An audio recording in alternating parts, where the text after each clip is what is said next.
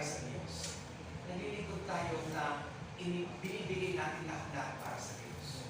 Kapag tayo tinatawag ng ating Panginoon, tayo ay oo. Magbibigay ng oo. Buo din sa Diyos. Tama? Ewan ko kung mayroong nag-iwis nyo dito na kapag nagsuggest ang demonyo ay oo ka. Diba? Pero kung man makapanin, ito yung ating unang pagbasa. Ano yung narinig natin sa unang pagbasa? Si Elijah, tinawag ng ating Panginoon para puntahan si Elias para ito'y ma-anoint na magsaksi sa kanya. Dahil matanda na si Elijah. Tanda na. Hirap na rin. Pagod na rin. At nais din ng hari ng Gaina na siya'y patayin. At kung siya mamamatay, sino pa ang susunod na propeta? Wala na, di ba?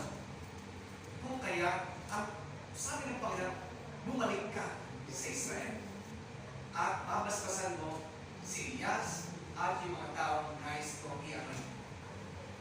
At nung tinawag na si Elias, nakita ni Elias si Elijah. Si Elijah, Elias, tawag mo tama. Ano yung Elijah sa Tagalog. So, magkaiba sila, no?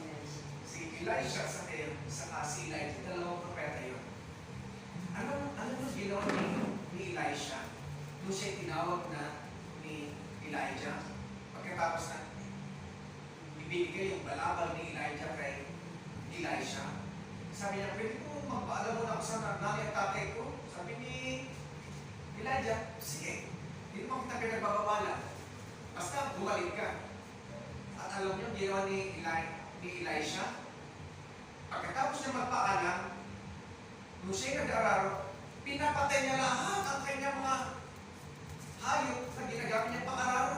Yung material niya na pang-araro, ginawa niyang pang-lechon. Ang ibig sabihin, wala na siyang babalikan pang trabaho. Wala na rin siyang babalikan. Baka nagagamitin niyang pang-araro. Ang ibig sabihin, kapag sinunod na niya ang Panginoon, no turning back. Para kung tinawag ako sa pagpapari, no turning back. Sabi ng tatay ko, anak, pagkatapos mo mag-aral sa Maynila, makapagtrabaho, balik ka dito para tulungan mo naman yung mga maliliit mong mga kapatid. Isa lang naman ang hinihiling ko sa anak eh. Ano yun tayo? Maging milyonaryo.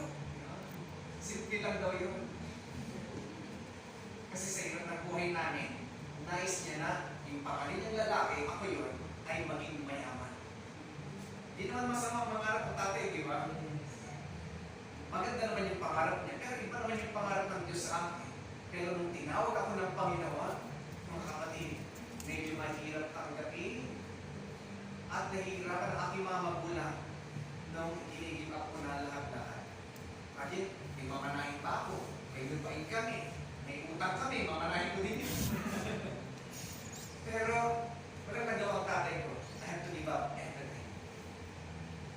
Kaya hinatid ako ng tatay ko mula sa probinsya namin. Alam niyo kung saan ako pinanganak? Sa France, Pangasinan.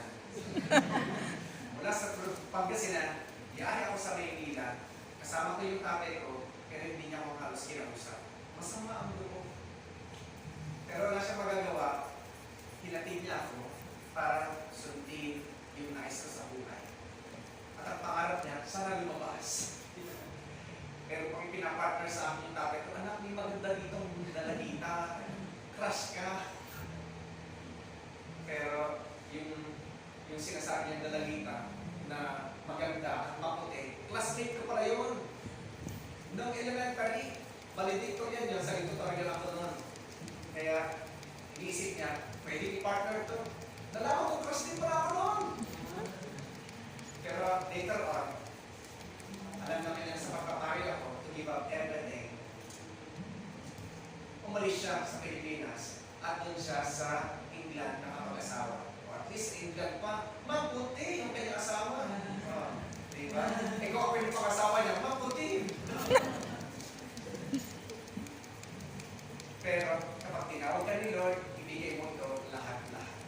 Ang oo mo, kapag oo yun. Kapag hindi, hindi. Walang in-between. Sabi ni Lord. Kaya, sumunod si Elisha, iniwan niya lang lahat at sumunod sa tawag ng Diyos. Ganyan din ang nais ng Diyos sa atin. Kapag tinawag ka ng Panginoon, mahirap man, basta umuo ka lang sa Kanya, ang biyaya susunod naman yan.